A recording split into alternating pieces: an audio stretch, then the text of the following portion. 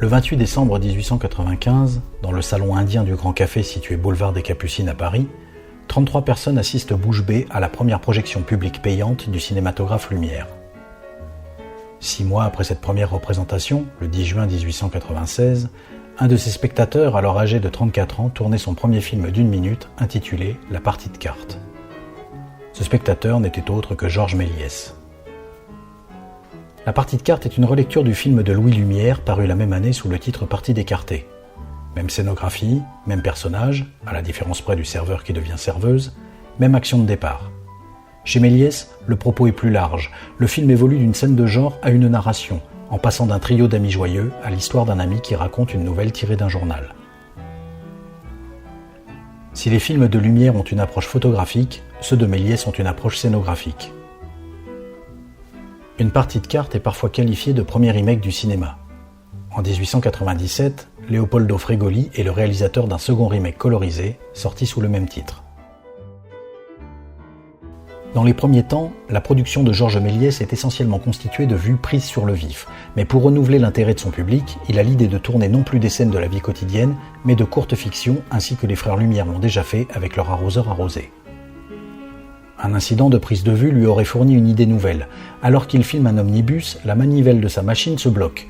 Le temps de réussir à la faire redémarrer, quelques instants se sont écoulés. Méliès visionne les résultats, l'omnibus se transforme subitement en corbillard. En 1895, 2 cinéastes de l'équipe de Thomas Edison inventent un trucage pour décapiter la reine Mary Stuart dans l'exécution de Marie, reine des Écossais. Pour effectuer le remplacement du corps du personnage avant son exécution par un mannequin décapité, ils arrêtent la prise de vue au moment où la hache s'abat. Les figurants sont priés de ne pas bouger pendant que l'on substitue au comédien déguisé un mannequin vêtu à l'identique. La prise de vue peut reprendre. La tête roule dans la poussière et le bourreau la brandit fièrement.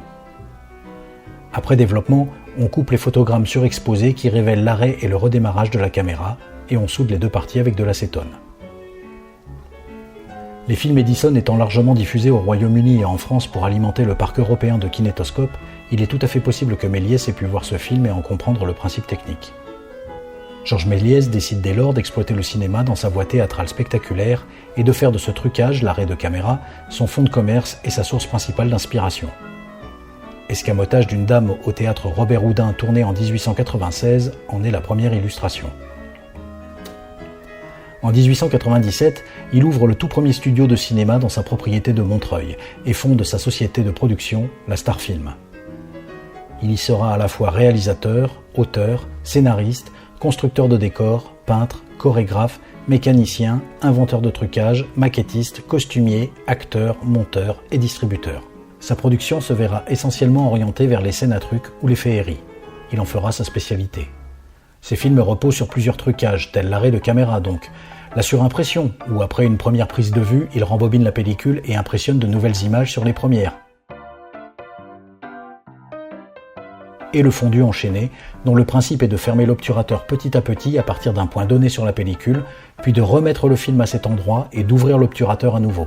2 scènes se fondent alors en une transition douce pour l'œil. Méliès fut donc le premier à concevoir le film comme l'espace de la fantaisie et du conte de fées et devint celui qui est considéré aujourd'hui comme étant le premier magicien du cinéma. Outre les féeries, Méliès filme aussi des actualités, le plus souvent reconstituées en studio lorsqu'il lui était impossible de se rendre sur place. En 1899, il tourne ce qui est peut-être le premier film politique jamais réalisé, l'affaire Dreyfus, une reconstitution de 10 minutes qui témoigne de son intérêt pour le réalisme politique. Il s'essaye également au film historique avec Jeanne d'Arc en 1900. À cette époque, les principaux rivaux de Georges Méliès sont les frères Lumière, Charles Pathé et Léon Gaumont. En 1900, Ferdinand Zecca est le metteur en scène principal de Pathé. Il imite clairement Méliès dans ses féeries et scènes à trucs, ce qui montre bien le succès de Méliès et la volonté de Pathé d'arriver à égaler cette renommée. Le film le plus célèbre de Zecca est Histoire d'un crime, tourné en 1901, où il réalise le premier flashback du cinéma. Ce film sera plagié par Méliès en 1906 lorsqu'il tournera Les Incendiaires, qui reprendra exactement la même structure que le film de son rival. 1902. En 1902, 14 films produits par Pathé Frères et réalisés par Ferdinand Zecca sortent sur les écrans, tels qu'Ali Baba et les 40 voleurs, ou La Fée Printemps. Du côté de Méliès, ce ne sont pas moins de 20 films qui sortent cette année-là, dont 2 qui feront connaître la star film dans le monde entier.